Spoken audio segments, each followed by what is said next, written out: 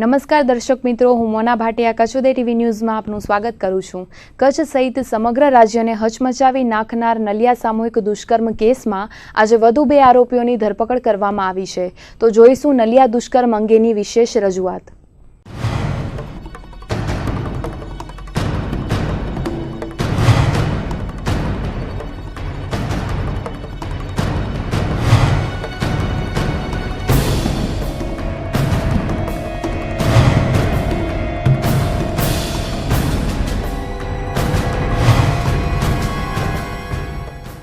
बहुचर्चित नलिया सामूहिक दुष्कर्म केस में पोलीसे વધુ 2 आरोपीओनी धरपकड़ करी हती। गई काले 3 आरोपीओनी धरपकड़ कराया बाद मोडी रात्रे વધુ 2 आरोपीओनी अटकायत करी लेवामां आवी हती। झड़पायेला बंने आरोपीओमांथी शांतिलाल सोलंकी आ दुष्कर्मनी घटनानो मुख्य सूत्रधार छे। પોતાની ગેસની એજન્સીમાં પીડિતાને નોકરી અપાવી હતી અને ત્યારબાદ કેફી પીણું પીવડાવીને તેની સાથે દુષ્કર્મ ગુજાર્યો હતો। ત્યારબાદ યુવતીને બ્લેકમેલિંગ કરીને વારંવાર દુષ્કર્મ ગુજારવામાં આવ્યો હતો। આ અંગે પીડિતાએ નલિયા પોલીસ મથકમાં 9 લોકો વિરુદ્ધ ફરિયાદ નોંધાવી હતી। ફરિયાદના 14 દિવસ બાદ ધરપકડનો દોર શરૂ કરાયો હતો। हाई प्रोफाइल दुष्कर्म कांड में भाजपा आगेवानोनी संडोवणी होवानुं खुलता आ केसने दबाववानो प्रयास पण करायो हतो, परंतु घटनानी गंभीरताने जोता एसपीए आ केसने हेन्डल करीने आरोपीओने झड़पी पाडवा एसआईटीनी रचना करी हती अने 14 दिवस पोलीसने आरोपीओ सुधी पहोंचता लाग्या हता। गई काले पोलीसे विनोद उर्फे बब्बा सेठ तेमज अश्विन रविलाल ठक्कर अने विनोद ठक्करनी धरपकड़ करी हती। त्यारबाद आजे आ केसना मुख्य सूत्रधार शांतिलाल सोलंकी अने भरत दर्जीनी धरपकड़ કરવામાં આવી હતી અને આ બંને આરોપીઓને સાંજે નલિયા કોર્ટમાં રજૂ કરવામાં આવ્યા હતા। એ આરોપીઓને આજરોજ નામદાર નલિયા કોર્ટમાં અમારી ટીમ દ્વારા રજૂ કરીને રિમાન્ડ 14 દિવસના રિમાન્ડ માંગવાયેલ છે અને સદરુ ગુનાના કામે વધુ 2 આરોપીઓ આજરોજ અમારી ટીમ પીએસઆઈ ટીએન ગઢવી ટીમને આ કામે તપાસ સોંપેલી છે, જેમને 2 આરોપી મળી આવ્યા છે, જેને આજરોજ અમે વિધિવત અટક કરેલ છે। જેમાં એકનું નામ છે શાંતિલાલ દેવજી સોલંકી, જે નલિયા ખાતે રહે છે અને ગેસ એજન્સી ચલાવે છે, જે આરોપી છે મુખ્ય આરોપી, તથા એની સાથે બીજા ભરત નરેન્દ્ર ચૌહાણ ભરત દરજી જે બીજા નંબરના આરોપી છે તે પણ પકડાયેલ છે। આ બંને આરોપીઓનો રોલ સદરુ કામે દુષ્કર્મમાં બંને દુષ્કર્મ કરેલાનું જણાય છે અને આ કામે મુખ્ય આરોપી શાંતિલાલ સોલંકીની વધુ તપાસ કરી પૂછપરછ કરી એને લગતા પુરાવા મેળવી એને જ્યાં જ્યાં દુષ્કર્મ કરે છે ત્યાં જગ્યાઓની વિઝિટ કરી અને કાલ નામદાર કોર્ટમાં રજૂ કરી અને એના 14 દિવસના રિમાન્ડ માંગવામાં આવશે અને જે કામે એને મોબાઈલ છે એ ગુનાના કામે કબજે કરવામાં આવશે અને આગળના પુરાવા મેળવવામાં આવશે।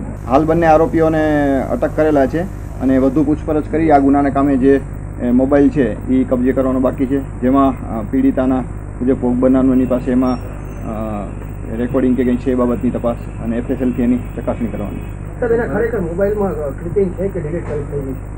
હાલમાં મોબાઈલ મળેલો નથી એની પાસેથી અને મોબાઈલ કબજે કરવાની અને તપાસ કરવાની તજવીજ ચાલુ છે। નલિયા દુષ્કર્મ કાંડમાં ઝડપાયેલા 3 આરોપીઓને આજે નલિયા કોર્ટમાં બપોરે 3 વાગે રજૂ કરવામાં આવ્યા હતા।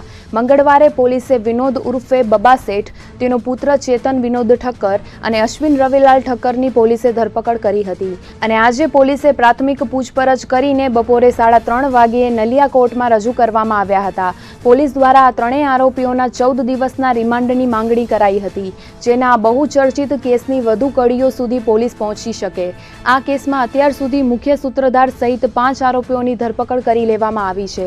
ગઈકાલે ઝડપાયેલા આરોપીઓને આજે કોર્ટમાં રજૂ કરાયા હતા, જ્યાં નલિયા કોર્ટે આરોપીઓના 14 દિવસની રિમાન્ડ મંજૂર કર્યા છે। રિમાન્ડ દરમિયાન આ દુષ્કર્મ મામલે વધુ કડીઓ ખુલે તેવી શક્યતા વર્તાઈ રહી છે।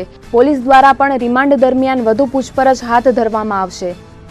નલિયા દુષ્કર્મ કેસમાં 3 આરોપીઓને નામદાર કોર્ટ સમક્ષ રજૂ કરવામાં આવેલ હતા, જેમાં 3 આરોપીની 14 દિવસની રિમાન્ડની માંગણી કરેલી હતી, જે દલીલોના અંતે નામદાર કોર્ટે 14 દિવસના રિમાન્ડની માંગણી છે એ મંજૂર રાખી આરોપીઓને 14 દિવસના રિમાન્ડ આપેલા છે। આરોપીઓ પાસે જે વિડીયો ક્લિપ જે ફરિયાદીએ જણાવેલ છે, વિડીયો ક્લિપ બાબતની તપાસમાં અન્ય હજી નાસ્તા ફરતા જે આરોપીઓ છે એને પકડવા માટે અને આ કેસમાં જે સાયોગિક પુરાવો એકઠા કરવાના બાકી છે એ મુદ્દાની દલીલો ઉપર નામદાર કોર્ટે આરોપીઓના રિમાન્ડ મંજૂર કરેલા છે।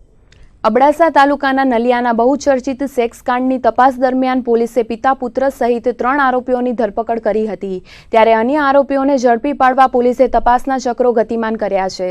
બહુચર્ચિત દુષ્કર્મ કાંડની તપાસ કરતી એસઆઈટી ટીમના પીઆઈ જેએમ આલ પાસેથી બોર્ડર રેન્જના આઈજીપીએ તપાસનો અહેવાલ માંગ્યો હતો. નલિયાના સામૂહિક રેપ કેસમાં એસપી મકરંદ ચૌહાણ દ્વારા કેસની તટસ્થ તપાસ થવા માટે સીટની રચના કરવામાં આવી હતી અને એલસીબીના પીઆઈ જેએમ આલ સહિતની ટીમોએ 3 આરોપીઓની ધરપકડ કરી લીધી હતી.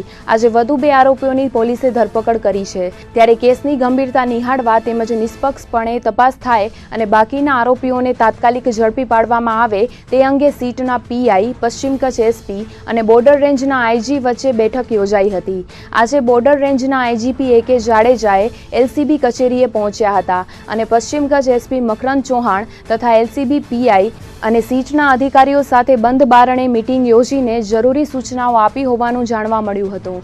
આ કેસમાં અત્યાર સુધી 5 આરોપીઓની ધરપકડ કરી લેવામાં આવી છે, જ્યારે હજુ પણ 4 આરોપીઓ પોલીસ પકડથી દૂર છે.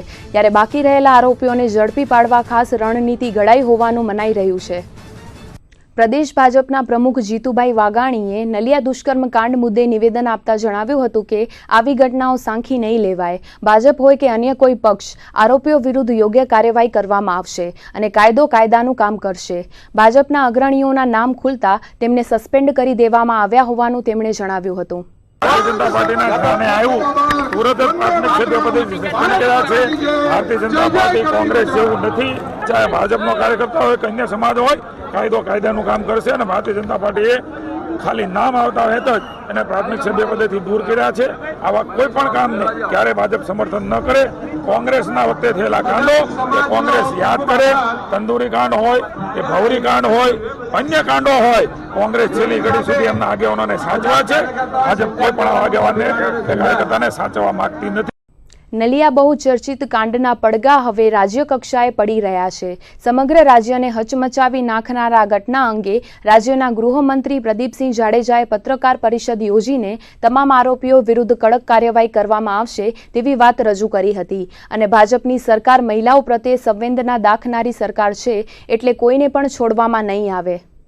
પરંતુ રાજ્ય સરકાર પોતે ઇનિશિયેટિવ લઈને આમાં કોઈને છોડવા માંગતી નથી. એટલા માટે આ કેસની અંદર તમામ આરોપીઓને પકડીને જેલના હવાલે કરીને અમે સજા કરાવીશું. ભારતીય જનતા પાર્ટીની સરકાર એ મહિલાઓ પ્રત્યે સંવેદના રાખવા વાળી સરકાર છે.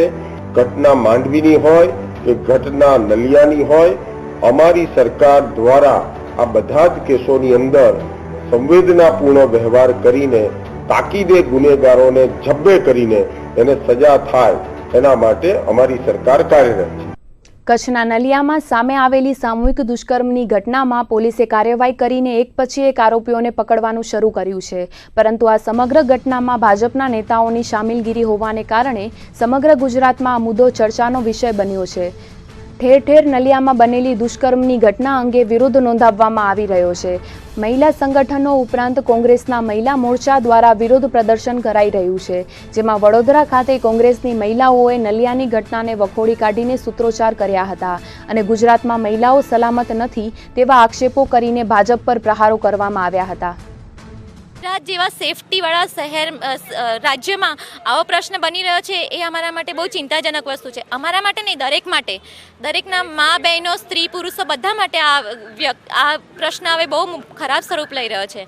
એટલે હવે મને જે સત્તાધીશો છે, જે પોલીસો છે, અધિકારીઓ છે, એ બધાને મારો એક જ મેસેજ છે કે તમારા ઘરમાં પણ મા દીકરી બહેનો છે તો તમે એમની સેફટી, અમારી સેફટી ને એમની સેફટીનો સમાન અંતર રાખો અને કાયદો કડક કરો અને જેણે આ કૃત્ય કર્યા છે તેમને કડકમાં કડક સજા કરો.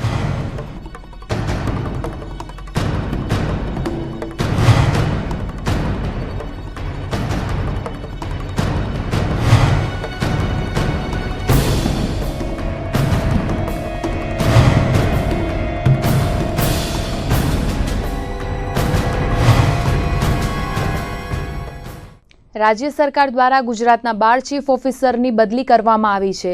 છેલ્લા લાંબા સમય બાદ શહેરી વિકાસ અને શહેરી ગૃહ નિર્માણ વિભાગ દ્વારા વર્ગ 1, 2 અને 3માં ચીફ ઓફિસર તરીકે ફરજ બજાવતા અધિકારીઓની બદલીનો નિર્ણય લેવાયો છે. જેમાં ચીફ ઓફિસર વર્ગ 1 તરીકે ફરજ બજાવતા 4 અધિકારીઓની બદલી કરાઈ હતી, જેમાં મૂળ કચ્છના અને જામનગરમાં જિલ્લા મ્યુનિસિપલ અધિકારી તરીકે ફરજ બજાવતા ચેતન ડુડિયાને દ્વારકા નગરપાલિકાના ચીફ ઓફિસર તરીકે મુકાયા છે, તો હરેશ બુદ્ધભટ્ટીને કલોલના ચીફ ઓફિસર તરીકે, HK પટેલને બોટાદના ચીફ ઓફિસર તરીકે અને નરેશ પટેલને જિલ્લા મ્યુનિસિપલ અધિકારી અને નાયબ નિયામક તરીકેનો હવાલો સોંપાયો છે. જ્યારે વર્ગ 2 અને 3માં ચીફ ઓફિસર તરીકે ફરજ બજાવતા 8 અધિકારીઓને બદલવામાં આવ્યા છે, જેમાં કચ્છના માંડવીમાં ચીફ ઓફિસર તરીકે ફરજ બજાવતા સંજય પટેલને ધાંગધ્રા નગરપાલિકાના ચીફ ઓફિસર તરીકે મૂકવામાં આવ્યા છે, તો તેમની જગ્યાએ અંજારના ચીફ ઓફિસર સંદીપસિંહ ઝાલાને બદલી અપાઈ છે. ત્યારે અંજારના ચીફ ઓફિસરની જગ્યા હવે ખાલી રહેશે, તેથી કચ્છના જ અન્ય કોઈ અધિકારીને અંજારનો વધારાનો ચાર્જ સોંપાઈ શકે છે. તાજેતરમાં જ ધોરડોના સફેદ રણમાં પ્રવાસન સમિટનું સફળ આયોજન થયા બાદ આજથી દેશના તમામ રાજ્યોના ચૂંટણી કમિશનરોની મીટનો પ્રારંભ થયો છે. 2 દિવસ દરમિયાન ચૂંટણી અધિકારીઓ દેશમાં યોજાતી વિવિધ ચૂંટણીઓ અંગે મનોમંથન કરશે. આવતીકાલે સમાપન થવાનું છે, ત્યારે રાજ્યપાલ OP કોહલી આ મીટમાં પોતાનું સંબોધન કરશે. ગઈકાલે સાંજે દેશના વિવિધ રાજ્યોના ચૂંટણી કમિશનરો અને તેમના અન્ય વરિષ્ઠ અધિકારીઓનો કાફલો કચ્છ આવી પહોંચ્યો હતો અને આજે રણમાં ચૂંટણી સંદર્ભે નવી રણનીતિ ઘડવા માટેનું મનોમંથન શરૂ થઈ ગયું છે.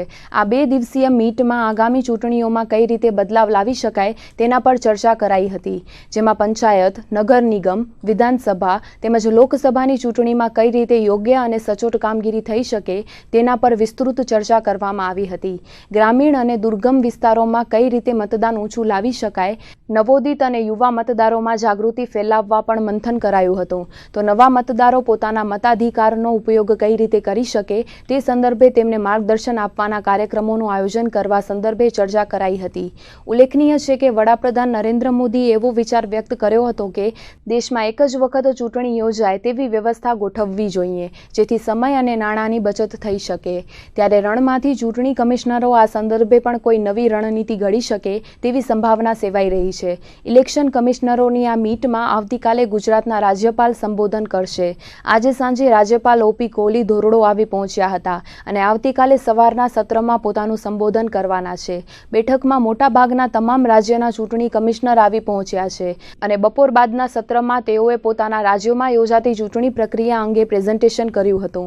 आज यहाँ पर कच्छ के धोरडो विलेज के टेंट सिटी में 25वीं all India election state election commissioners conference हो रही है, जिसमें 18 राज्यों से स्टेट इलेक्शन कमिश्नर्स आए हुए हैं और इस कॉन्फ्रेंस में हम स्टेट इलेक्शन कमीशन से रिलेटेड विभिन्न राज्यों में जो मुद्दे हैं उनकी चर्चा करते हैं और आपस में एक्सपीरियंस शेयरिंग करते हैं.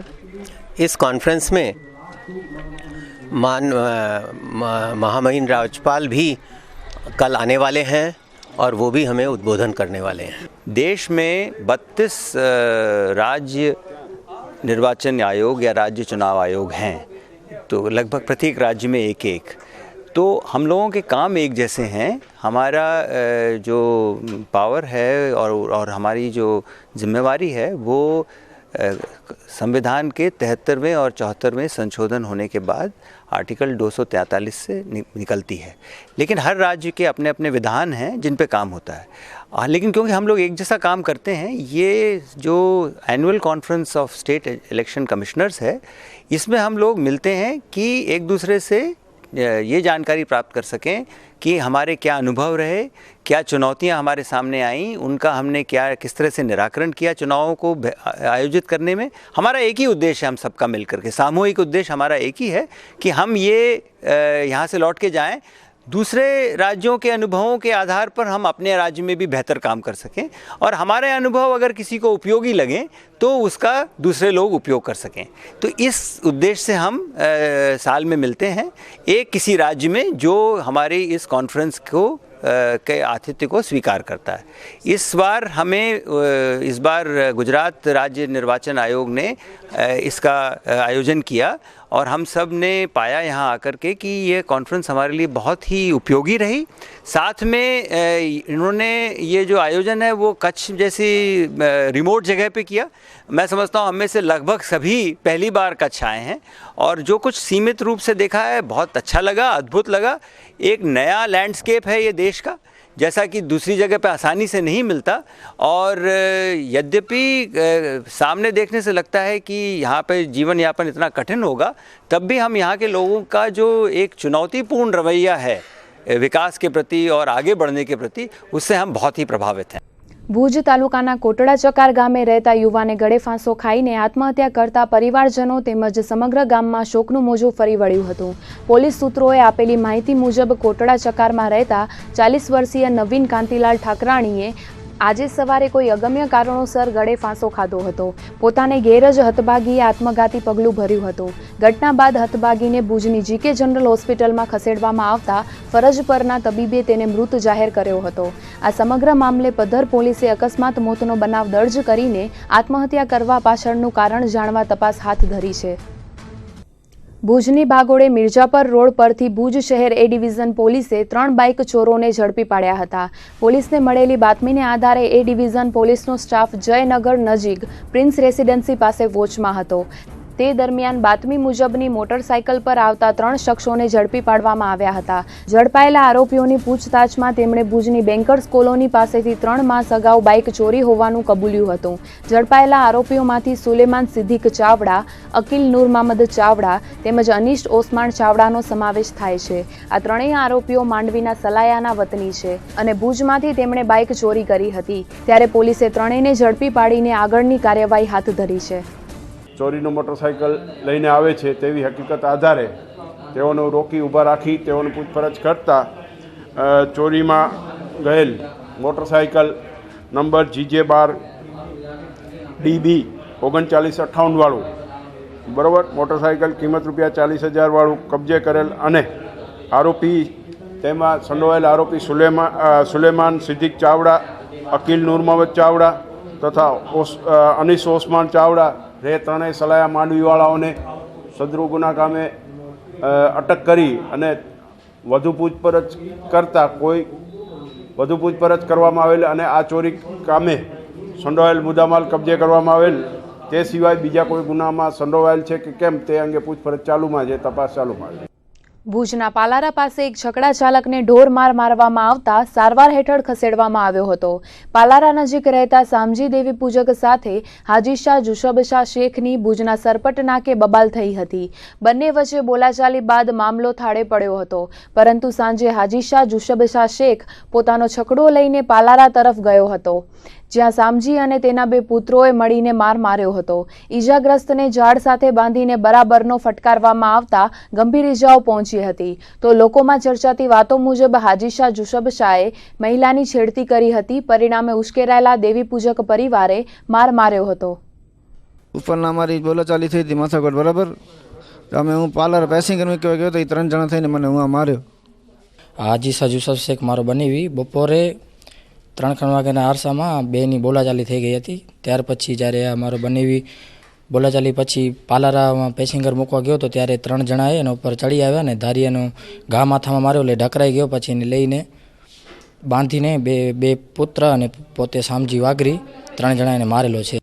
કચ્છમાં આવેલી એકમાત્ર સરકારી ઇજનેરી કોલેજમાં હોસ્ટેલના વિદ્યાર્થીઓને કનડતા પ્રશ્નો અંગે આજે ઉગ્ર રજૂઆત કરવામાં આવી હતી। એબીવીપી છાત્ર સંગઠન સાથે હોસ્ટેલના વિદ્યાર્થીઓને કોલેજના પ્રિન્સિપાલને આવેદનપત્ર પાઠવીને વિવિધ સમસ્યાઓનું નિરાકરણ લાવવા રજૂઆત કરી હતી। ઇજનેરી કોલેજની હોસ્ટેલમાં યોગ્ય સ્ટાફ સફાઈ કરવામાં આવતી નથી, કેમ્પસમાં લાઇટિંગની વ્યવસ્થા નથી, તેમજ વીજ વાયરો ભયજનક રીતે ખુલ્લા પડ્યા છે, પીવાનું શુદ્ધ પાણી મળતું નથી, હોસ્ટેલમાં માત્ર 2 થી 3 જ બાથરૂમ ટોયલેટ ચાલુ છે, આ સિવાયના બંધ પડ્યા છે। આ ઉપરાંત હોસ્ટેલના આંતરિક બારી દરવાજાઓના કોઈ ઠેકાણા નથી। ત્યારે આ તમામ સમસ્યાઓ આગામી 10 દિવસમાં નિવારવામાં આવે તેવી માંગ કરવામાં આવી છે। છાત્રોએ કોલેજના પ્રિન્સિપાલ પીપી રાઠોડને આ તમામ સમસ્યાઓ મુદ્દે લેખિતમાં રજૂઆત કરી હતી। જીઈસી ભુજના હોસ્ટેલના વિદ્યાર્થીઓ પ્રશ્ન લઈને આવ્યા છે પણ એકચ્યુઅલી આ પહેલી વખત એ સીધા આવ્યા છે. અમે ઘણા સમયથી એના હોસ્ટેલના મેન્ટેનન્સનું કામ ચાલુ જ છે અમારું, અને એ કામ આ એકચ્યુઅલી આરએનબીની મેન્ટેનન્સ ગ્રાન્ટ અમારી કોલેજને આવતી હોય, આરએનબી થતું હોય છે, અમે આરએનબીના સંપર્કમાં રહીને કરાવીએ છીએ. અને એમ છતાં પણ જેટલું અર્જન્સી કામ છે એ અમે હોસ્ટેલના જીઈસી ભુજના હોસ્ટેલ ડોમર્સના ફંડમાંથી પણ કરાવીએ છીએ. અને વિદ્યાર્થીઓનું જે પાણીનો જે પ્રશ્ન છે, તે ફર્નિચર ને એ બધું, એ બધી હોસ્ટેલો આમ જોવા જાય નવી જ છે. એ નવી હોસ્ટેલ નવું જ ફર્નિચર આપેલું છે, પણ ઘણું ખરું વિદ્યાર્થીઓ જે પોતે ફર્નિચરની જાળવણી, સરકારી માલ મિલકતની જાળવણી ન કરતા હોય, એટલે અમે એમને તાકીદ કરી છે કે તમે સરકારી મિલકતની જાળવણી કરો, અને જો એ પ્રમાણે તમને સુવિધા મળે એનો તમે ધ્યાનથી ઉપયોગ કરો. જે પાયાની સુવિધાઓ, પાણી સુવિધા છે, ગટરની છે વ્યવસ્થા, સફાઈ છે, આ કોઈ બી સુવિધા હોસ્ટેલમાં કરવામાં એ વિફળ નીવડ્યા છે. હોસ્ટેલમાં આપણે જોવા જઈએ તો વાયર ખુલ્લા લટકે છે. વર્તમાનમાં 2 થી 3 કાર્યકર્તાઓને કરંટ પણ લાગેલું છે. તો આ આપણા વિદ્યાર્થીઓ માટે એક જાનનો જોખમરૂપ છે. હોસ્ટેલની જે ટોયલેટ છે, ટોયલેટને સ્ટોપ જ નથી, લાઇટની કોઈ વ્યવસ્થા જ નથી, રસ્તામાં કાંઈ જે સ્ટ્રીટ લાઇટો છે એ બંધ પડી છે. આવા બધા અનેકવિધ પ્રશ્નો છે. સફાઈ થતી જ નથી, ગટર ઉભરાય છે. આજે ડેન્ગ્યુ આવડો ફૂલ્યો ફાલ્યો છે. તો આ વિદ્યાર્થીઓનું ભણતર બગડી રહ્યું છે, એના ભણતર પર અસર પડી રહ્યું છે. ત્યારે અખિલ ભારતીય વિદ્યાર્થી પરિષદ એક રાષ્ટ્રવાદી વિદ્યાર્થીઓનું સંગઠન હોવાને નાતે અમે માંગ કરીએ છીએ. ભુજમાં આવેલી ગવર્મેન્ટ એન્જિનિયરિંગ કોલેજમાં આગામી 7 અને 8મી માર્ચના જીટીયુના ઝોન 4ના ટેક ફેસ્ટ ફેસ્ટિવલનું આયોજન કરવામાં આવશે, જેમાં કચ્છ સૌરાષ્ટ્રની 156 કોલેજો ભાગ લેશે. કચ્છમાં પ્રથમ વખત આ રીતે ભુજની ઇજનેરી કોલેજમાં યજમાન પદે ટેક ફેસ્ટ ફેસ્ટિવલનું આયોજન થઈ રહ્યું છે. ભુજમાં યોજાનારા ફેસ્ટિવલમાં જીટીયુ સંલગ્ન કોલેજો ભાગ લેશે, જેમાં ડિગ્રી અને ડિપ્લોમાના છાત્રો પોતાની કૃતિઓ રજૂ કરશે. Civil engineering, mechanical, electronic engineering તેમજ ECITના વિવિધ પ્રોજેક્ટની સ્પર્ધાઓ યોજાશે, જેમાં દરેક ફિલ્ડના જુદા જુદા વિષયોમાં વિદ્યાર્થીઓ પોતાના ઇનોવેટ આઈડિયાની કૃતિઓ રજૂ કરશે. રોબોટિક વિભાગનું પણ અલગથી આયોજન કરવામાં આવશે. કચ્છમાં જ્યારે આ સ્પર્ધા યોજાવાની છે, ત્યારે કચ્છની તમામ કોલેજો તેમાં ભાગ લઈ શકશે તેવું ઇજનેરી કોલેજના આચાર્ય PP રાઠોડે જણાવ્યું હતું. આ ઇવેન્ટમાં 156 કોલેજના 2000 જેટલા છાત્રો ભાગ લેશે. આ ફેસ્ટિવલમાં કચ્છ ઉપરાંત રાજકોટ, મોરબી, જામનગર, પોરબંદર, જૂનાગઢ, અમરેલી સહિતના જિલ્લાઓની જીટીયુ સંલગ્ન કોલેજો ભાગ લઈ શકશે. ત્યારે આ ફેસ્ટિવલની ઉજવણી માટેની તૈયારીઓ હાલથી જ શરૂ થઈ ગઈ છે. પછી અત્યારે હાલના યુગમાં જે રોબોટિક્સનો એરા શરૂ થવાની છે, એટલે વિદ્યાર્થીઓને રોબોટિક્સ સાઇડમાં બહુ વધારે પડતો ઇન્ટરેસ્ટ હોય છે, જે દરેક બ્રાન્ચના છોકરાઓને અનુલક્ષીને હોય છે. એટલે એમાં પણ જીટીયુએ એવી બધી ઇવેન્ટો ડિઝાઇન કરી છે, જેમ કે રોબો વોર છે, રોબો લાઇન ફોલો છે, રોબોટ સ્પોર્ટ્સ છે, રોબો પઝલ છે, રોબો રેસ છે. આ બધી ઇવેન્ટોમાં રાજ્યભરના છોકરાઓને બહુ રસ હોય છે. આમ તો ભારતભરમાં અને વિદેશભરમાં પણ છોકરાઓ આમાં ઘણા બધા ઇન્ટરેસ્ટેડ હોય છે. તો અમે આવી પણ 4-5 ઇવેન્ટો છે એનું ઓર્ગેનાઇઝ આ સાથે થવાનું છે. એટલે જીટીયુના જે ઝોન 4નો ટેક ફેસ્ટમાં અમે લોકોએ ઓછામાં ઓછી 39 ઇવેન્ટ્સનું આયોજન કરેલું છે. અને આ ટેક ફેસ્ટ છે એની તારીખ છે 7 અને 8 માર્ચ 2017ના રોજ જીટીયુ જીઈસી ભુજના પ્રાંગણમાં યોજાવાની છે. અને આમાં ઝોન 4માં ઓછામાં ઓછી 156 જેવી કોલેજો જે છે, કે જે અલગ અલગ રાજકોટ, જામનગર, જૂનાગઢ, અમરેલી, પોરબંદરથી લઈ અને કચ્છની તમામ કોલેજો, આ બધી કોલેજોને આવરી લેવામાં આવશે. અને એમાંથી અંદાજે 2 થી 3000 વિદ્યાર્થીઓ પ્રતિસ્પર્ધી તરીકે ભાગ લેશે એવી આશા છે. નોટબંધી બાદ સરકારે કેશલેસ ટ્રાન્ઝેક્શનને પ્રોત્સાહન આપવા માટેના પ્રયાસો કર્યા છે, જેમાં એસટી તંત્રને નોટબંધી બાદ ઓનલાઈન સુવિધાથી સારી એવી આવક થઈ છે અને પ્રવાસીઓને પણ સુવિધા મળી છે. છેલ્લા 3 માસમાં કેશની કડકીને કારણે કચ્છ નિગમની બસોમાં 1,62,75,000નું ઓનલાઈન બુકિંગ થયું છે. નોટબંધી છેલ્લા 3 મહિનાથી થઈ, પરંતુ એસટીએ તો ઓનલાઈન ટિકિટ બુકિંગની સુવિધા બહુ પહેલાં કરી લીધી હતી. જોકે ઓનલાઈન ટિકિટ બુકિંગ કરાવવામાં અગાઉ લોકોમાં એટલી જાગૃતતા ન હતી, પરંતુ નોટબંધીના નિર્ણય બાદ કેશ કરન્સીની કટોકટી સર્જાતા મુસાફરી કરતા અનેક લોકોએ ઓનલાઈન સુવિધાને અપનાવી છે, જેની સાબિતી કચ્છ નિગમની બસોમાં થયેલી બુકિંગથી આવી શકે છે. કચ્છમાં છેલ્લા 3 માસમાં 1,62,75,000નું ઓનલાઈન ટિકિટ બુકિંગ થયું છે. માસવાર વાત કરીએ તો નવેમ્બરમાં કચ્છ એસટી નિગમમાંથી 26,867 સીટો ઓનલાઈન બુક થઈ હતી, જેના થકી સૌથી વધુ 79,80,695 રૂપિયાની આવક થઈ છે. ડિસેમ્બરમાં 17,331 સીટોનું ઓનલાઈન બુકિંગ થયું છે, જેના થકી તંત્રને 42,19,690ની આવક થઈ હતી, જ્યારે ગત મહિને જાન્યુઆરીમાં 20,692 સીટો બુક થઈ હતી. તેમાંથી એસટી નિગમને 50,74,968 રૂપિયાની આવક થઈ હતી. આમ તંત્રને છેલ્લા 3 મહિનામાં કુલ 1,62,75,353ની આવક ઓનલાઈન ટિકિટ બુકિંગ થકી થઈ છે. નોટબંધી બાદ છૂટા પૈસાના અભાવે લોકોને એસટીની ઓનલાઈન બુકિંગ સુવિધા ફળી હતી. સાથે જ એસટી તંત્રને પણ તેનાથી ફાયદો થયો છે. જોકે ઓનલાઈન ટિકિટ બુકિંગમાં એસટી તંત્ર દ્વારા 10% ડિસ્કાઉન્ટ પણ આગામી દિવસોમાં આપવામાં આવશે. તો વધુને વધુ મુસાફરો ઓનલાઈન ટ્રાન્ઝેક્શન કરી શકે તે માટે કંડક્ટરને ઈ-વોલેટ સુવિધા અપાશે, જેથી લોકોને પૂરતી સુવિધા મળી રહે અને સરકારની કેશલેસ સ્કીમને પણ પ્રોત્સાહન મળે. મુન્દ્રાથી સૌરાષ્ટ્રની દેવભૂમિ દ્વારકા માટેની એસટી બસ શરૂ થતાં કચ્છ સૌરાષ્ટ્રના લોકોને આવાગમનમાં સરળતા રહેશે. મુન્દ્રાથી વાયા અંજાર, ગાંધીધામ, મોરબી, ધ્રોલ, જામનગર થઈને આ બસ દ્વારકા પહોંચશે. મુન્દ્રાથી દ્વારકાનું એસટી ભાડું 251 રૂપિયા રાખવામાં આવ્યું છે. આ એસટી બસમાં સ્લીપિંગ કોચની સુવિધા છે. ગઈકાલે સાંજે મુન્દ્રા એસટી ડેપોમાંથી શાસ્ત્રોક્ત વિધિથી મુન્દ્રા દ્વારકા એસટી બસને સ્ટાર્ટ અપાયો હતો. આ પ્રસંગે કપિલભાઈ કેસરિયા, મુન્દ્રા વેપારી એસોસિએશનના પ્રમુખ અબ્દુલ રહીમ ખત્રી, મુન્દ્રા રોટરી ક્લબના પ્રમુખ અતુલ પંડ્યા તેમજ મુન્દ્રા ખારવા સમાજના પ્રમુખ રાજેશ કસ્ટા ઉપસ્થિત રહ્યા હતા. અત્રે નોંધનીય છે કે મુન્દ્રા ખારવા સમાજની દ્વારકા ઓખા એસટી બસની વર્ષો જૂની માંગ સંતોષાઈ છે અને ખારવા સમાજે ખુશીની લાગણી વ્યક્ત કરી હતી. આ બસ મુન્દ્રાથી રાત્રે 8 કલાકે ઉપડીને સવારે 5 કલાકે દ્વારકા પહોંચશે, જ્યારે દ્વારકાથી સાંજે 5 કલાકે ઉપડીને સવારે 4 વાગ્યે મુન્દ્રા પહોંચશે. કચ્છમાં તાપમાનનો પારો સામાન્ય ઉંચકાતા ઠંડીમાંથી આંશિક રાહત મળી છે. ગઈકાલે નલિયામાં 4.8 ડિગ્રી સેલ્સિયસ લઘુત્તમ તાપમાન નોંધાયું હતું, જેમાં આજે 2 ડિગ્રીના વધારા સાથે અહીંનું તાપમાન 6.8 ડિગ્રી સેલ્સિયસ નોંધાયું હતું. કચ્છમાં કોલ્ડ વેવ વચ્ચે આજે તાપમાન આંશિક ઉંચકાયું છે. પરિણામે ઠંડીમાંથી થોડી રાહત મળી છે. નલિયા ઉપરાંતના મથકોમાં પણ 2 ડિગ્રી જેટલા તાપમાનની વૃદ્ધિ જોવા મળી હતી.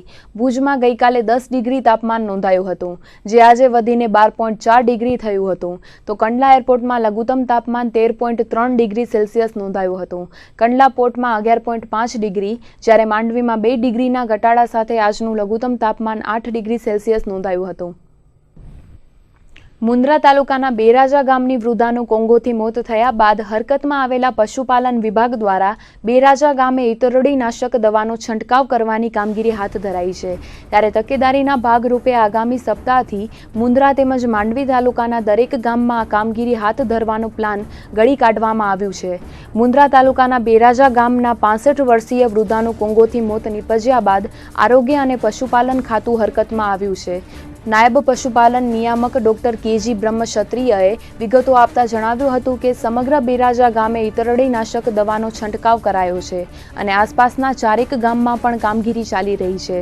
ત્યારે સતર્કતાના ભાગરૂપે 10મી ફેબ્રુઆરી બાદ મુન્દ્રા તેમજ માંડવી તાલુકાના દરેક ગામોમાં દવા છંટકાવની કામગીરી શરૂ કરાશે અને આ માટેનો માસ્ટર પ્લાન પણ ઘડી કાઢવામાં આવ્યો હોવાનું તેમણે ઉમેર્યું હતું. કચ્છ જિલ્લામાં ખેતીવાડી સાથે પૂરક એવો પશુપાલન ઉદ્યોગ પણ ખૂબ જ મોટો છે. અનેક પરિવારો આ ઉદ્યોગ પર નભી રહ્યા છે, તો અન્ય પશુઓની સાથે ઘેટા બકરાનું પાલન પણ જિલ્લામાં ખૂબ મોટા પ્રમાણમાં થઈ રહ્યું છે. ત્યારે નાના પશુઓમાં રોગ પ્રતિકારક શક્તિ વધે તે હેતુથી જિલ્લા પશુપાલન વિભાગ દ્વારા 7 લાખ જેટલા ઘેટા બકરાઓને કૃમિનાશક દવા આપવામાં આવી છે. આ અંગે નાયબ પશુપાલન નિયામક ડોક્ટર કેજી બ્રહ્મક્ષત્રિયએ વિગતો આપતા જણાવ્યું હતું કે કચ્છ જિલ્લામાં અન્ય પશુઓની સાથે ઘેટા બકરાનું પ્રમાણ પણ મોટી સંખ્યામાં છે. ત્યારે આ પશુઓમાં રોગચાળાનું પ્રમાણ ઘટે તેમજ તેની તંદુરસ્તી સારી રહે તે માટે કૃમિનાશક દવા આપવામાં આવે છે. જિલ્લામાં ચાલી રહેલા આ કાર્યક્રમને કારણે ઘેટા બકરામાં રોગચાળાનું પ્રમાણ હાલ નહિવત કહી શકાય તે સ્થિતિમાં છે. વધુમાં તેમણે જણાવ્યું હતું કે ઘેટા બકરાના શરીરમાં કૃમિનાશ થવાને કારણે ઊનના ઉત્પાદનમાં વધારો થયો છે. આ કૃમિનાશક દવાની કામગીરીમાં જાન્યુઆરી માસ દરમિયાન અબડાસા તાલુકામાં 50,219, અંજારમાં 71,120, ભચાઉમાં 59,360, ભુજમાં 90,214, ગાંધીધામમાં 12,705, લખપતમાં 79,283, માંડવીમાં 51,318, મુન્દ્રામાં 28,764, નખત્રાણામાં 67,936 અને રાપર તાલુકામાં 68,355 મળીને જિલ્લામાં કુલ 7 લાખથી વધુ ઘેટા બકરાઓને કૃમિનાશક દવા પીવડાવવામાં આવી છે. ભુજના પ્રમુખ સ્વામી નગર પાસે આવેલ આશાપુરા માતાજીના મંદિર ખાતે ચોથા પાટોત્સવની ઉજવણી કરવામાં આવી હતી. છેલ્લા 4 વર્ષથી મુન્દ્રા રિલોકેશન સાઇટ વિસ્તારના સ્થાનિક લોકો દ્વારા આશાપુરા માતાજીના પાટોત્સવની ધામધૂમથી ઉજવણી કરવામાં આવે છે. આ વર્ષે વિવિધ ધાર્મિક કાર્યક્રમોનું આયોજન કરવામાં આવ્યું હતું. સવારે યજ્ઞ તેમજ અન્ય ધાર્મિક વિધિઓ યોજાઈ હતી તો બપોરે આસપાસના વિસ્તારના 2 થી 2,500 ભક્તોએ મહાપ્રસાદનો લાભ લીધો હતો. સ્થાનિકો દ્વારા મંદિરના પટાંગણમાં વિવિધ ધાર્મિક કાર્યક્રમોનું આયોજન કરાય છે, જેમાં ભાગવત કથા, નવરાત્રી તેમજ ગણેશોત્સવ સહિતના કાર્યક્રમો યોજાય છે. પાટોત્સવ પ્રસંગે યોજાયેલ કાર્યક્રમમાં મોટી સંખ્યામાં ભક્તો ઉમટ્યા હતા. અહીંયા આજે ચોથો પાટોત્સવનો પ્રોગ્રામ આયોજન કરવામાં આવેલો છે. સવારના 9:30 વાગે હવન હતો, 12:30 વાગે એનો હવનની પૂર્ણાહુતિ થઈ છે. અત્યારે મહાપ્રસાદનું આયોજન કરેલું છે. આ વિસ્તાર મુન્દ્રા રિલોકેશન સાઇટ આજુબાજુના વિસ્તારના 2,000 થી 2,500 હરિભક્તો પ્રસાદનો લાભ લેશે. અહીંયા અમે છેલ્લા 10 વર્ષથી નવરાત્રિ, ગણેશ ઉત્સવ અને બીજી વિવિધ હોળી તેમજ ભાગવત કથા જેવા ધાર્મિક કાર્યક્રમો છેલ્લા 10 વર્ષથી ઉજવીએ છીએ. તો આ હતા આજના કચ્છ ઉદય ટીવી ન્યૂઝ. ફરીથી મળીશું આવતીકાલે. ત્યાર સુધી અમને રજા આપશો. નમસ્કાર.